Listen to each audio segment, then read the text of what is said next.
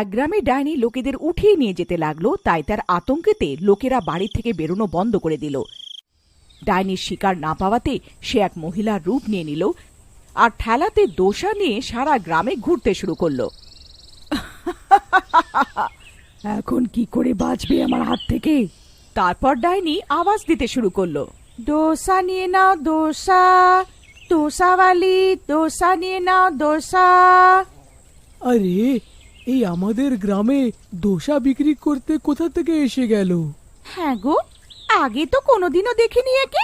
ডাইনি ধরেনি একে এখনো? আরে সে তো মহিলা, আর ডাইনি তো শুধু পুরুষদেরকেই ধরছে না, এত সুন্দর মহিলাকে তো ডাইনি একদমই ধরবে না। কি কি বললে? সুন্দরী? আজ পর্যন্ত তো আমার এত প্রশংসা করনি। আরে আমি তো এমনি বলছিলাম। রিমা, তুমি রেগে যাচ্ছ কেন? চলো আজ তোমাকে ধোসা খাওয়াই, এসো চলো।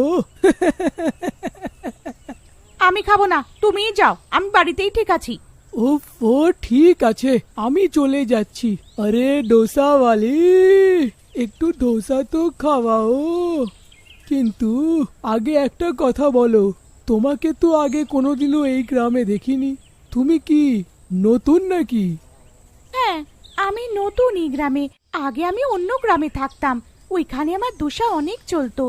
আমি কালই এসেছি এই গ্রামে। আমার দোসা খেতে রাখো, অনেক সুস্বাদু। ঠিক আছে, খাওয়াও তো একটু। হুম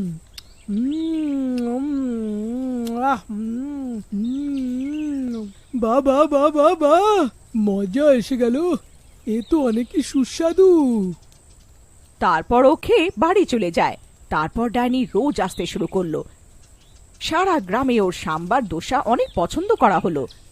তারপর সব গ্রামের লোকেরা আবার বাড়ি থেকে বেরোতে শুরু করলো। এখন তো এই গ্রামের লোকেরা আমাকে বিশ্বাস করে নিয়েছে, আর ডাইনির ব্যাপারটা ওরা ভুলে গেছে। এখন আমি শিকার করা আরম্ভ করতে পারি। পরের দিন ডাইনি আবার মহিলার রূপ নিয়ে নেয়। দোসা নিয়ে নাও দোসা, দোসাওয়ালি। আরে রিমা বোন, ওই দেখো দোসাওয়ালি এসে গেল, চলো খাই। না, আমার গলা আজ খারাপ আছে, তুমি আমার বরকে নিয়ে যাও খাওয়ার জন্যে। এমনিও তো ওর এই দোসাওয়ালিকে অনেক পছন্দ। ও তুমি এখনো রেগে আছো? চলো পূজা বৌদি, চলো